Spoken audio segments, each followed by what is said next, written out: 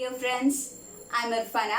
നമ്മുടെ ഇന്നത്തെ class CBSE 8th standard സ്റ്റുഡൻസിന് വേണ്ടിയിട്ടാണ്. ഫിസിക്സ് ചാപ്റ്റർ 13 സൗണ്ട് എന്ന് പറയുന്ന ചാപ്റ്റർ ആണ് നമ്മൾ ഇന്ന് ചെയ്യുന്നത്. ഓക്കെ, വെരി ഇമ്പോർട്ടൻറ്റ് ചാപ്റ്റർ ആണ് സൗണ്ട്. എന്നാൽ ഈസിയാണ്.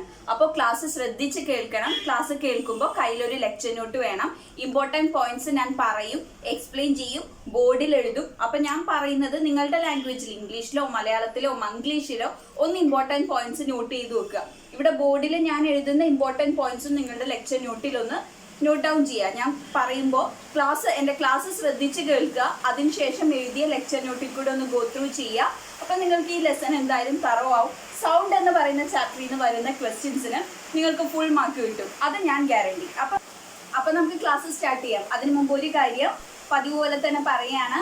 നമ്മുടെ ചാനൽ ഫസ്റ്റ് ടൈം കാണുന്ന സ്റ്റുഡൻസ് ആണെങ്കിൽ താഴെ ഒരു സബ്സ്ക്രൈബ് ബട്ടൺ ഉണ്ട്, അത് പ്രസ് ചെയ്ത് തൊട്ടടുത്തൊരു ബെല്ലൈക്കൺ കൂടി ഉണ്ട്, അത് പ്രസ് ചെയ്തേക്കുക. നിങ്ങൾ മാത്രം ക്ലാസ് കണ്ടാൽ പോരാ, എല്ലാ ഫ്രണ്ട്സിനും ക്ലാസ് ഷെയർ ചെയ്ത് കൊടുക്കാൻ മറക്കരുത്. എന്തെങ്കിലും ഡൗട്ട് ഉണ്ടെങ്കിൽ കമൻറ്റ് ചെയ്ത് ചോദിക്കണം. ക്ലാസ് കേട്ട് കഴിഞ്ഞിട്ട് തീർച്ചയായിട്ടും ക്ലാസ്സിനെ കുറിച്ചുള്ള അഭിപ്രായം കമൻറ്റ് ചെയ്യണം. നമുക്ക് പഠിക്കാം. അപ്പോൾ നമുക്ക് സൗണ്ടിനെ കുറിച്ച് പഠിക്കാം. നമ്മുടെ ചാപ്റ്റർ നെയിം തന്നെ സൗണ്ട് എന്നാണ്. നിങ്ങൾ സ്കൂള് വിട്ട് കഴിഞ്ഞ്, ഇപ്പൊ സ്കൂളില്ല, എല്ലാവർക്കും ഓൺലൈൻ ക്ലാസ് ആണ്, വീട്ടിലിരിക്കുകയാണ്. ഓക്കെ, നമ്മൾ സ്കൂളിൽ പോകുന്ന ടൈമിൽ സ്കൂള് വിട്ടെന്ന് നമുക്ക് എങ്ങനെയാ മനസ്സിലാവുക? നല്ലൊരു സൗണ്ട് അങ്ങോട്ട് കേൾക്കും അല്ലെ? 4 മണിയാകുമ്പോൾ മനസ്സിൽ ലഡു കിട്ടും, ഇങ്ങനെ സൗണ്ട് വരും. ആ ഒരു കണ്ടിന്യൂസ് സൗണ്ട് കേട്ടിട്ടാണ് സ്കൂള് വിട്ടെന്ന് നമുക്ക് മനസ്സിലാക്കുക അല്ലെ? അതുപോലെ തന്നെ നമ്മളുടെ ബാക്കിലൂടെ ആരെങ്കിലും നടന്നു വരികയാണ്, പെട്ടെന്ന് എങ്ങനെയാ മനസ്സിലാക്കുന്നത്? അവർ ആ ഫുഡ് സ്റ്റെപ്പിന്റെ ഒരു കാലടി വെക്കുന്ന ആ ഒരു സൗണ്ട് അല്ലെ, അവർ നടക്കുന്ന ആ ഒരു സൗണ്ട് കേൾക്കും. അങ്ങനെയാണ് നമുക്ക് ബാക്കിൽ നിന്ന് ആരെങ്കിലും അപ്രോച്ച് ചെയ്യുന്നുണ്ടെങ്കിൽ മനസ്സിലാക്കാൻ പറ്റുക. ഇനി നമ്മളുടെ ഡോർ ആരെങ്കിലും നോക്ക് ചെയ്യുകയാണെങ്കിൽ അല്ലെ, നമ്മളുടെ റൂമിന്റെ പുറത്ത് അല്ലെങ്കിൽ വീടിന്റെ പുറത്ത് ഡോറിന്റെ പുറത്ത് ആരെങ്കിലും വന്ന് നിന്ന് ഡോറിൽ നോക്ക് ചെയ്യാണ്. അപ്പൊ നമുക്ക് എങ്ങനെയാ അത് മനസ്സിലാവുന്ന? ആ നോക്ക് ചെയ്യുന്ന സൗണ്ട് നമ്മൾ കേൾക്കുന്നതുകൊണ്ടാണ് അല്ലെ. അവർ ഡോറിൽ വന്ന് തട്ടുമ്പോൾ ആ തട്ടുന്ന സൗണ്ട് കേൾക്കുന്നതുകൊണ്ടാണ്. അതായത് നമ്മുടെ ഡേ ടു ഡേ ലൈഫിൽ പല സിറ്റുവേഷനിൽ എന്താ സൗണ്ട് എന്ന് പറയുന്നത് ഒരു ഇമ്പോർട്ടൻറ്റ് റോൾ പ്ലേ ചെയ്യാണ്. കാരണം മെയിൻ റീസൺ എന്ന് പറയുന്നത് നമുക്ക് കമ്മ്യൂണിക്കേറ്റ് ചെയ്യാൻ സഹായിക്കുന്നു അല്ലെ. ഇപ്പോൾ നമുക്ക് 2 വ്യക്തികൾ, ഞാനിപ്പോൾ നിങ്ങളോട് കമ്മ്യൂണിക്കേറ്റ് ചെയ്തുകൊണ്ടിരിക്കുകയാണ് ക്ലാസ്സിലൂടെ. ഞാൻ ക്ലാസ് എടുക്കുന്നത് നിങ്ങൾ കേൾക്കുന്നത് എങ്ങനെയാ? എൻ്റെ സൗണ്ടാണ് കേൾക്കുന്നത്. ഞാൻ ഇവിടെ ഇരുന്ന് വെറുതെ ചുണ്ടനക്കിയത് കൊണ്ട് നിങ്ങൾക്ക് ഞാൻ എന്താ പറയുന്നതെന്ന് കൺവേ ചെയ്യാൻ പറ്റുമോ? ഇല്ല. ഞാൻ പറയുന്നത് നിങ്ങൾക്ക് സൗണ്ട് കേൾക്കുന്നത് കൊണ്ടാണ്. ഇനി 2 വ്യക്തികൾ നമ്മൾ ഡയറക്റ്റ് സംസാരിക്കുകയാണെങ്കിൽ അവർക്ക് പരസ്പരം കമ്മ്യൂണിക്കേറ്റ് ചെയ്യാൻ പറ്റുന്നത് അവർ തമ്മിൽ പറയുന്നത് പരസ്പരം കേൾക്കുന്നത് കൊണ്ടാണ്. അപ്പൊ സൗണ്ട് കേൾക്കുന്നത് കൊണ്ടാണ് പറയുന്നത് എന്താണെന്ന് മനസ്സിലാവുന്നത് അല്ലെ, കേൾക്കാൻ പറ്റുന്നത് കൊണ്ടാണ്. അപ്പൊ sound helps us to communicate with one another. Sound എന്ന് പറയുന്നത് നമ്മുടെ ലൈഫിൽ ഒരു ഇമ്പോർട്ടൻറ്റ് റോൾ പ്ലേ ചെയ്യുന്ന തിങ്ങാണ്. അതെന്താ? നമ്മളെ കമ്മ്യൂണിക്കേറ്റ് ചെയ്യാൻ ഹെൽപ്പ് ചെയ്യും. ഇനി പലതരം സൗണ്ടുകളുണ്ട് അല്ലെ. ഇപ്പൊ ഞാൻ പറഞ്ഞു, ഡോറ് നോക്ക് ചെയ്യുമ്പോൾ കേൾക്കുന്ന സൗണ്ട് അല്ല നമ്മൾ സ്കൂളിലെ ബെല്ലടിക്കുമ്പോൾ കേൾക്കുന്നത്. ആ സൗണ്ട് അല്ല മറ്റൊരാള് നമ്മളുടെ പിറകിൽ നിന്ന് നടന്നു വരുമ്പോൾ ആ ഫുഡ് സ്റ്റെപ്പിന്റെ സൗണ്ട് കേൾക്കുന്നത്. അതുപോലെ musical instruments, different types of സൗണ്ടിന് ഒരു ഗുഡ് എക്സാമ്പിൾ ആണ് മ്യൂസിക്കൽ ഇൻസ്ട്രുമെന്റ്സ്.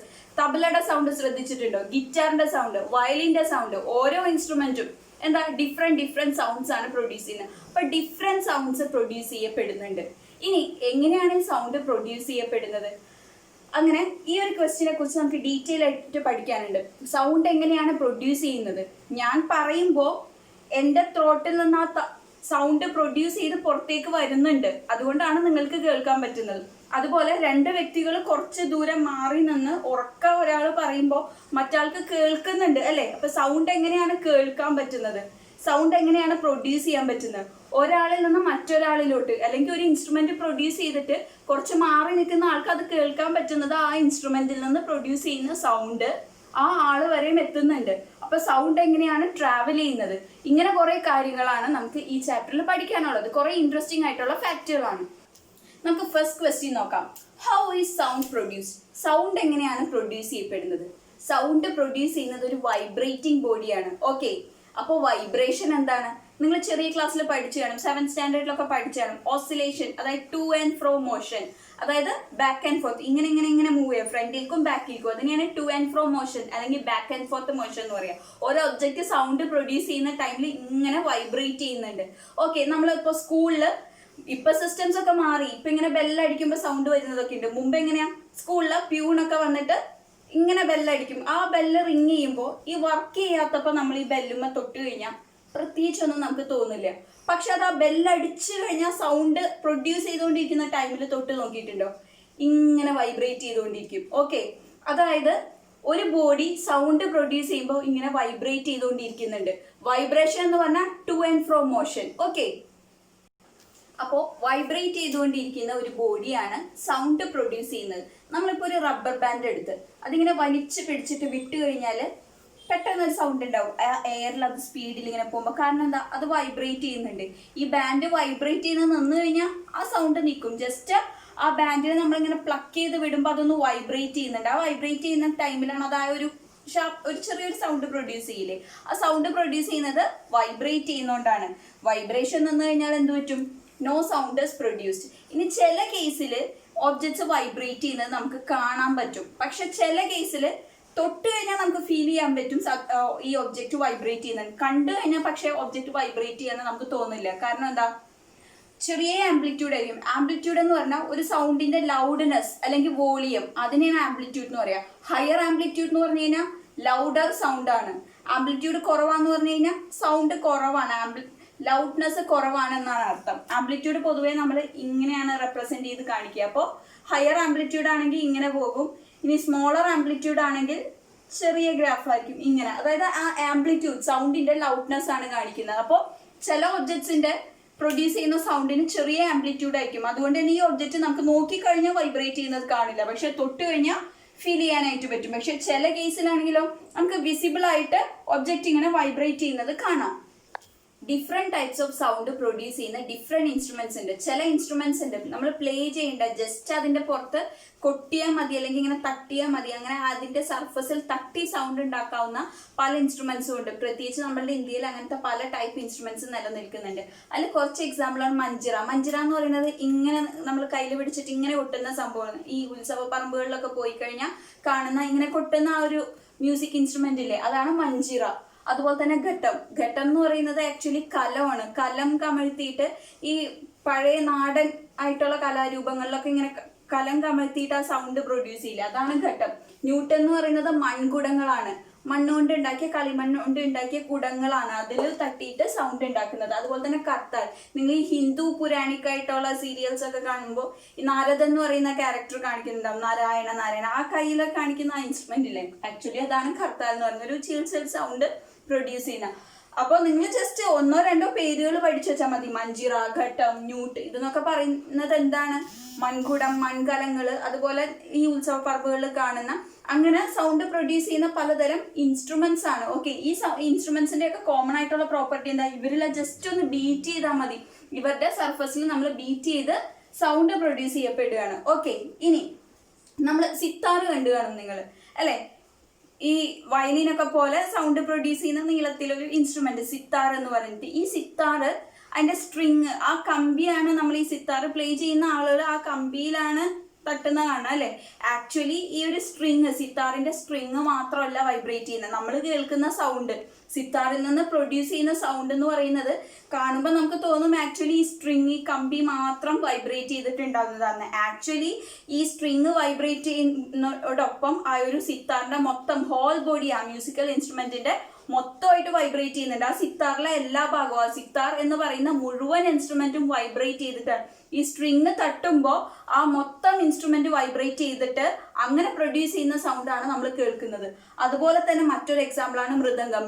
മൃദംഗത്തിന്റെ മെംബ്രെയിനില് പുറത്താണ് തട്ടുന്നത്, പക്ഷേ ആക്ച്വലി ഈ മൃദംഗത്തിന്റെ മേൽഭാഗത്ത് കൊട്ടുന്ന ആ മെംബ്രെയിനിൽ നിന്ന് മാത്രമല്ല സൗണ്ട് പ്രൊഡ്യൂസ് ചെയ്യപ്പെടുന്നത്. The whole mridangam is vibrating. ആ മൊത്തം മൃദംഗം എന്ന് പറയുന്ന ആ ഒരു മ്യൂസിക്കൽ ഇൻസ്ട്രുമെന്റിന്റെ മൊത്തം ഹോൾ ബോഡി പാർട്ടിൽ നിന്നാണ് എന്ത് സൗണ്ട് പ്രൊഡ്യൂസ് ചെയ്യപ്പെടുന്നത്. അപ്പോൾ സിത്താർ, മൃദംഗം ഇതുപോലെയുള്ള ഇൻസ്ട്രുമെന്റ്സ് നമ്മൾ വൈബ്രേറ്റ് ചെയ്യുന്ന സ്ട്രിങ് അല്ലെങ്കിൽ തട്ടുന്ന മെംബ്രെയിൻ മാത്രമാണ് വൈബ്രേറ്റ് ചെയ്യുന്നതെന്ന് നമുക്ക് തോന്നും. ആക്ച്വലി ഹോൾ ഇൻസ്ട്രുമെന്റ്, ആ മ്യൂസിക്കൽ ഇൻസ്ട്രുമെന്റിന്റെ ഹോൾ പാർട്ട്, എല്ലാ പാർട്സും വൈബ്രേറ്റ് ചെയ്തിട്ടാണ് നമ്മൾ കേൾക്കുന്ന സൗണ്ട് പ്രൊഡ്യൂസ് ചെയ്യുന്നത്.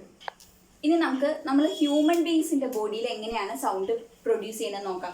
നിങ്ങളൊരു പാട്ട് പാടുമ്പോൾ ഇവിടെ തൊണ്ടയിൽ കൈവച്ച് നോക്കിയിട്ടുണ്ടോ? അല്ലെങ്കിൽ നമ്മൾ ജസ്റ്റ് ഒരു ബീഡ പോലെ ബസ് സൗണ്ട് ഉണ്ടാക്കുമ്പോൾ, നമ്മൾ സംസാരിക്കുമ്പോഴോ അല്ലെങ്കിൽ ഒരു കണ്ടിന്യൂസ് ആയിട്ട് പാട്ട് പാടുമ്പോഴോ ഇവിടെ ത്രോട്ടിൽ കൈവച്ച് നോക്കി. എനിക്കിപ്പോൾ ഫീൽ ചെയ്യുന്നുണ്ട്, അതായത് നമ്മളുടെ ത്രോട്ടിൽ ഇങ്ങനെ ഒരു വൈബ്രേഷൻ നമുക്ക് ഫീൽ ചെയ്യും. ഓക്കെ, കാരണം നമ്മളുടെ ത്രോട്ടിലും വൈബ്രേഷൻ നടക്കുന്നുണ്ട്, അങ്ങനെയാണ് സൗണ്ട് പ്രൊഡ്യൂസ് ചെയ്യുന്നത്. ഈ സൗണ്ടാണ് പുറത്തേക്ക് വരുന്നതും കേൾക്കുന്നതും. അപ്പോൾ നമ്മൾ ഹ്യൂമൻ ബീങ്സും സംസാരിക്കുമ്പോൾ ഇവിടെ വൈബ്രേഷൻ നടക്കുന്നുണ്ട്.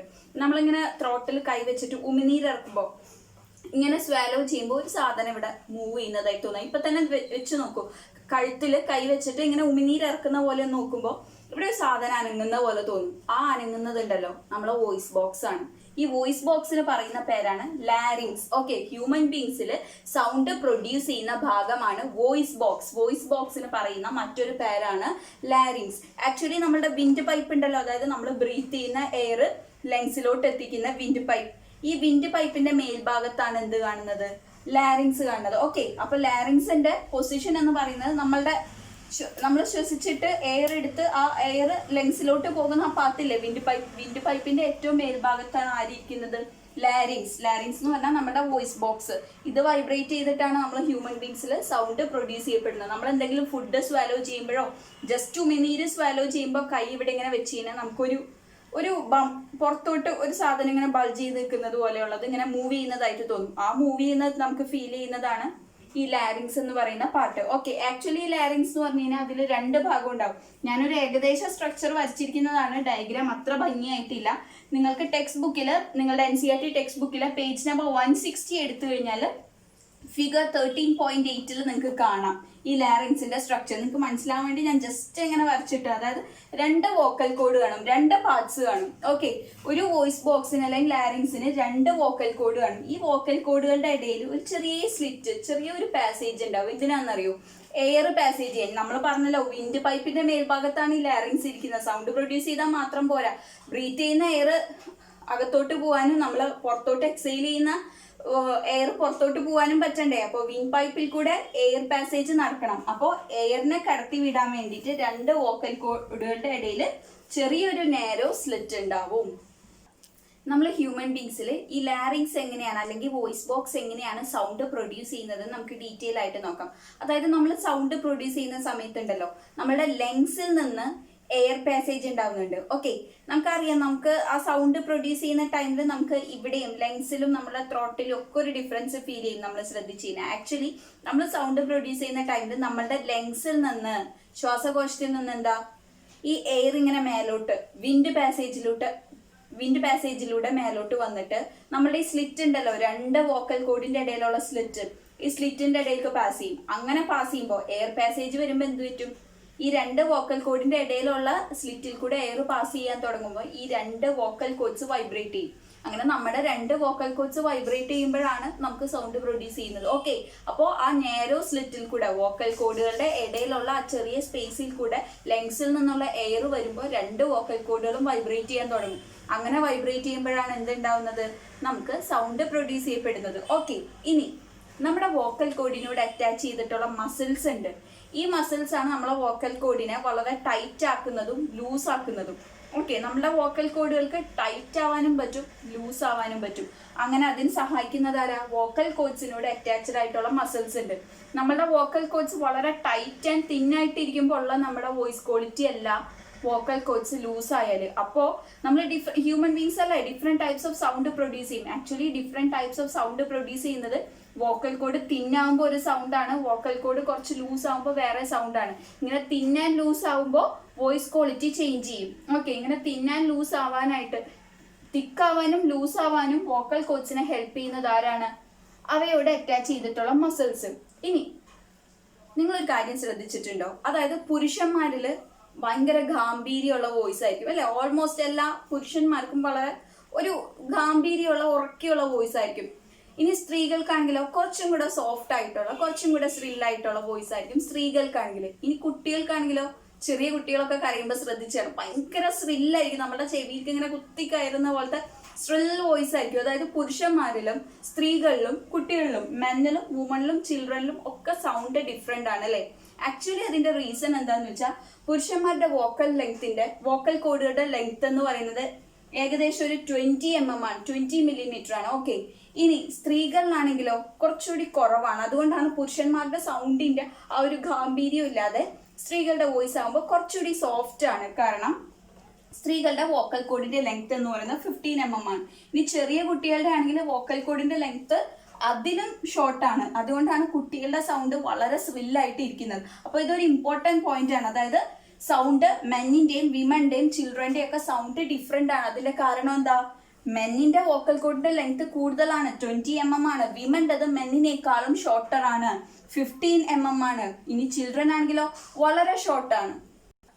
അപ്പോൾ നമ്മൾ ഇത്ര നേരം ഡിസ്കസ് ചെയ്ത ടോപ്പിക്സ് ഒക്കെ നിങ്ങൾക്ക് മനസ്സിലായിട്ടുണ്ടാവും എന്ന് കരുതുന്നു. ക്ലാസ് ഇഷ്ടപ്പെട്ടെങ്കിൽ ലൈക്ക് ചെയ്യണം. ഈ ക്ലാസ് നിങ്ങളുടെ ഫ്രണ്ട്സിന് എല്ലാവർക്കും ഇപ്പം തന്നെ ഷെയർ ചെയ്ത് കൊടുക്കുക. ചാനൽ സബ്സ്ക്രൈബ് ചെയ്യാൻ മറക്കരുത്. അപ്പോൾ ഈ ഒരു ലെസന്റെ കണ്ടിന്യൂഷൻ നെക്സ്റ്റ് ക്ലാസ്സിൽ നമുക്ക് ചെയ്യാം. Till then bye.